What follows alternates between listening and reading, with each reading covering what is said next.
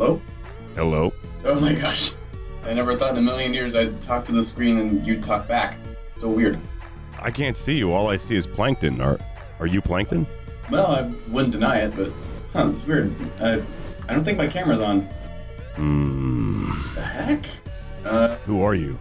I'm Gunnar Johnson, one of your long-ish time supporters.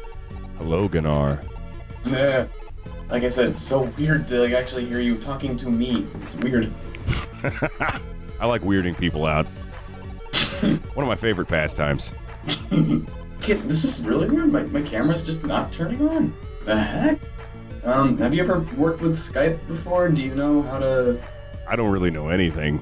I make Rick set all this stuff up. I guess we're gonna have to do without my face, unfortunately. That's alright. Yep, you can basically do whatever image you want for this Skype call. If you want to use Sweeney Plankton, that's fine. If you want to just do something else, that's also fine. Oh, Sweeney Plankton, I see. Yeah, for some reason around last Halloween I got into this habit of photoshopping the characters from SpongeBob into what I pictured as like their best roles for Sweeney Todd. So is Gunnar your real name? Yeah, it's my natural born name. I was going to be named Oscar, but for some reason my parents went with Gunnar. So they were expecting an action hero, because that sounds like an action hero name.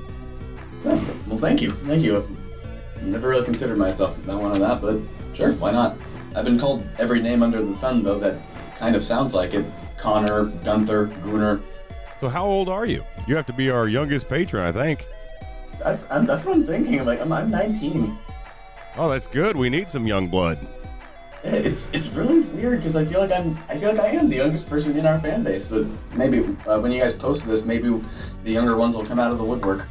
Yeah, if there's anybody younger than Gunnar out there, comment. If you were to tell me years ago when I first found you guys, someone directed you guys on YouTube based on my YouTube username MSTE98 Misty98. I never would have thought in a million years that I would be like a Patreon supporter, have your guys' artwork on my walls, and like I said, talking to you. It's mind-boggling. Talking to me is mind-boggling. I'm really sad that the video feed isn't working because I was kind of inspired by your guys' playthrough of Resident Evil HD Remastered, and when it came time to decorate my room, I decided to go all kind of macabre and Spencer Estate-esque. Nice. It's okay that I can't see you. If I've seen one meatbag, I've seen them all. Y'all look the same. Perfect. No, I completely understand. Well, actually, no, I don't understand. That's the problem. I can't figure out how to work the camera. I'm gonna try again. We can just keep talking. Hey, no problem. So, you work at a local theater? Yeah, I used to work at KFC, but then I got out of that, thank goodness. And now I work at Tacoma Little Theater, one of the oldest community theaters in the Tacoma area. So is it movies or plays, or...? It is plays. Right now we're doing Noel Coward's Blithe Spirit. I've got my webcam on. For some reason it's not connecting to Skype. I can send you guys a recording of what my camera is getting right now. I can basically send you the video to match up with the audio. Would that work? Oh, okay. Yeah, that would work great. Great. But anyway, yeah, so Tacoma Little Theater, I think the way they do it, they do 1 or 2 musicals a year, and the rest are just either comedies or dramas, or dramedies, or comma dramas. Okay, well, do you riff the plays? In my mind, but not in real time because unfortunately there's no peanut gallery for us. Oh. Yeah. Yep. But yeah, actually, it's a much better job than KFC. It's weird to actually get paid to do what you like.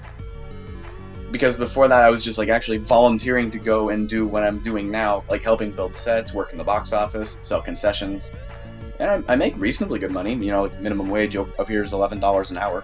Tacoma, how's the zombie apocalypse up there? It's kind of hard to tell them from the homeless people. It kind of took us a while to register what was going on. Not to mention the traffic always kept us looking ahead and not really looking around us. Oh, okay. So everybody just ignores everybody in Tacoma. Well, we wish that they would. At least we're not as bad as Seattle. What is? You can always tell when people get mad at like people on the road. They're like, "Oh, it must be from Seattle." We're like that here, except we say Kansas. Yeah, that works. My dad's family is from Kansas. I go there every couple of years or so. I say it's easily the worst place on earth. I don't know. Mogadishu got nothing on Kansas. My grandparents, they have this plot of land that's been in the family for a couple generations now. I found out that the first relative on my father's side of the family married a woman for her money and then moved to America. This moved from Sweden to America. Sounds like a man with a plan. Basically. But no, my brother and I, we've like sort of walked the creek bed on that property for basically every year that we've gone, and it's pretty cool. We found the family dump. Like bodies? Well, if there was a body, it's pretty well far gone now. But mostly just tires, and I think there's even a fridge somewhere. Oh, was there a body in the fridge? We didn't check. It kind of sounded like Harrison Ford was trapped in there, though. So do you act? Are you a master thespian? Well, I don't identify as thespian. Oh, okay. But no, I act from time to time. I haven't really had an occasion since last summer. Great. Yeah, I was in a production of The King and I in Puyallup, another local town in Washington. Okay. Yeah, it was a lot of fun. I did a lot of prop work. This was like a custom whenever I tell people about the show.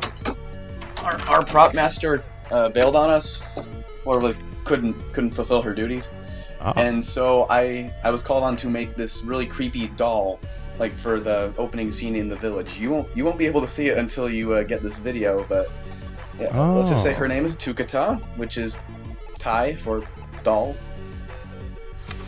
You learn something new every day. So what role did you play in The King and I?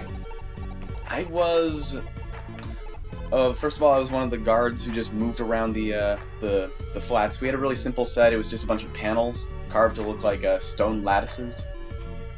Okay. In addition to a guard, I was the king's secretary, Fra Alak, whose name is never spoken, and people probably don't even know it unless they read it in the script that his name is Fra Alak. And Uncle Thomas. I got to play Uncle Tom. Oh. Yep. Okay. I mean, we were pretty good about like casting like not casting white people in the leading roles when they weren't white. We were pretty good about that. But when it came to the dancers, it was predominantly white. So at one point during the show, we were white people pretending to be Thai people, pretending to be black people. Oh. 3 layers. Yep. That sounds bizarre. It kind of was, but it was a lot of fun. I mean, Rodgers and Hammerstein, it's beautiful work. Specifically, I act in musicals most often. I even wrote my own. An original musical called When Sharks Fly. I like it already. I thought you guys would. Some of the humor is semi-inspired by you. It was like around the time that I found you guys. That's flattering. Yeah, I was able to put on at my high school, and I've been trying to pitch it around to community theaters, but it's kind of a gamble. You know, like, you don't want to risk too much on a show that's never been tested. Yeah. Yep. We know exactly what that's like.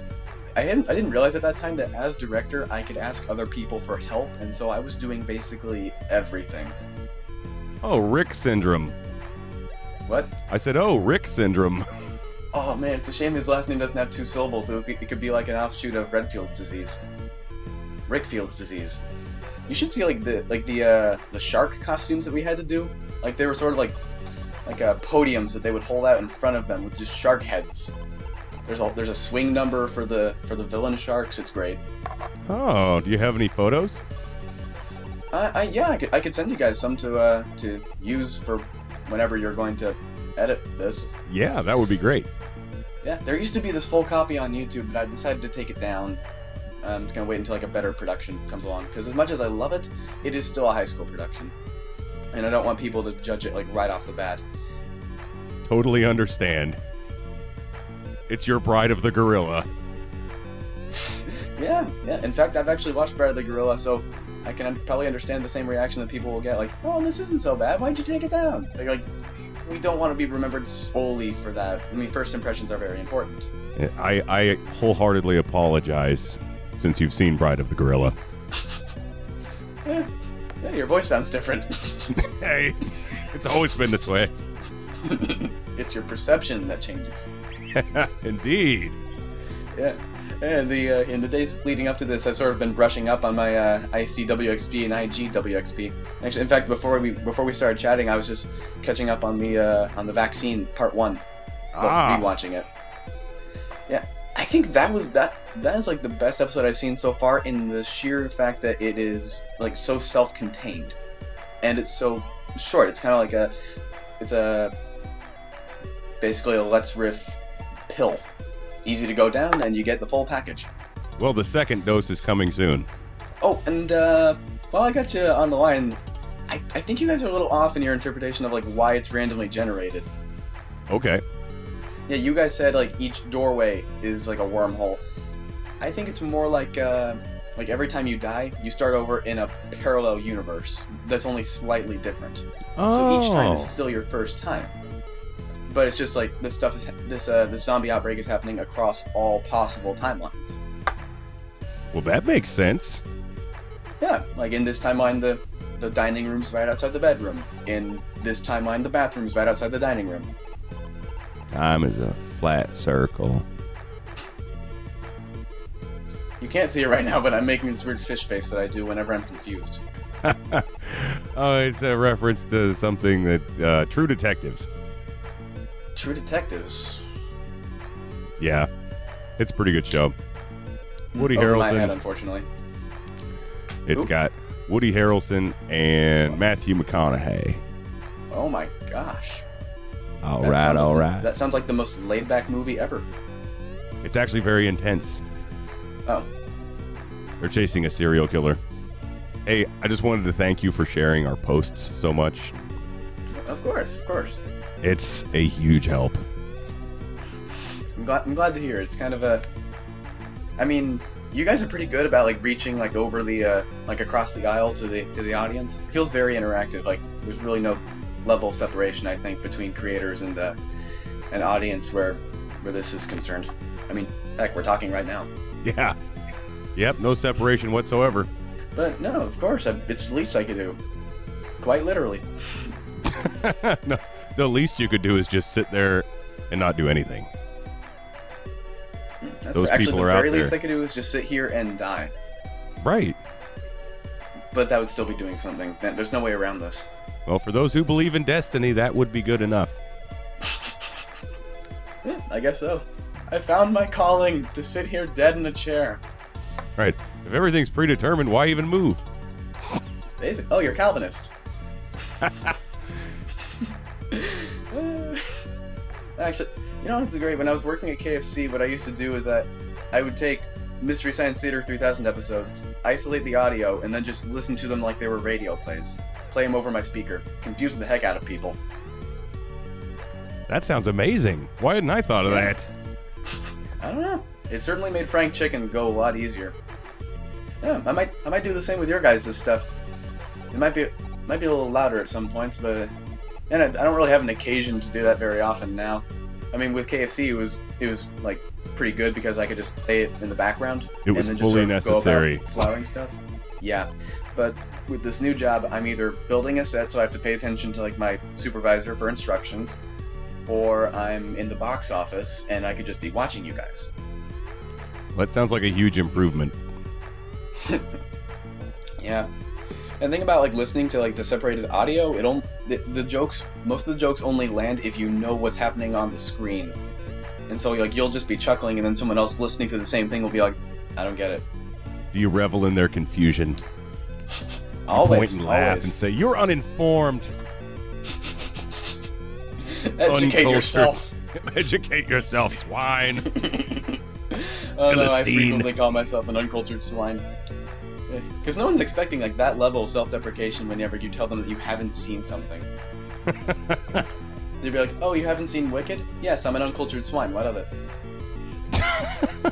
I like it. I'm going to get Rick to start saying that. Ooh, that'd be a great flavor of popcorn. Uncultured swine. Because you can culture meat, and you can eat pigs. It works. Oh, uncured bacon flavor, essentially. I wanted to thank you for your Patreon support. I mean, you're the only reason we're still here, essentially. Well, I'm not alone, thankfully. Yes, thank goodness. Thanks, Steve Jobs. Glad to. I'm glad to do it. And it's good to hear that you like it, too. Since you're paying for it. I should hope so. But no, I've been consistently pleased with like every product you guys have put out since I became a patron. Oh, good. I've been hoping that we could get everybody paying whether they like it or not. Make it a tax. That would fly up here in Washington. Right. The methods that I've come up with apparently weren't going to work out. According to Rick. I don't know. What does he know? Have you tried electric underpants? That was one of them. Perfect. Yes, electric underpants. I have the button right here. I could just... Careful, that's how Ludovico started. I do have to go play Vaccine. Oh, okay. Well, best of luck. I look forward to watching it. I will send you this video whenever I can. Perfect. Yeah, and just for reference, so this video is immediately dated. This is the day before Halloween. See. Yep, just putting that out there, putting a big timestamp on this video. It's really one of my favorite holidays. Yeah, mine too. Like it's sort of like grown in recent years. It's so much better than Christmas. Second only to Busemas. Yeah, it's hard seeing people gift each other what is essentially my decapitated head. I don't like it. I guess. Well, it could be worse. They could string your brains out and hang them on the Christmas tree. Oh, wait. They do. Oh, God. Yeah. Don't remind me. I can't wait to see that decoration on the set someday. But anyway, I'll let you guys get back to your work. Thank you so much. I thoroughly enjoyed this. All right, thank you for the horrific mental imagery to close this out with. I will go cry myself to sleep. Live to serve. All right, have a good one. You too. See ya. Bye.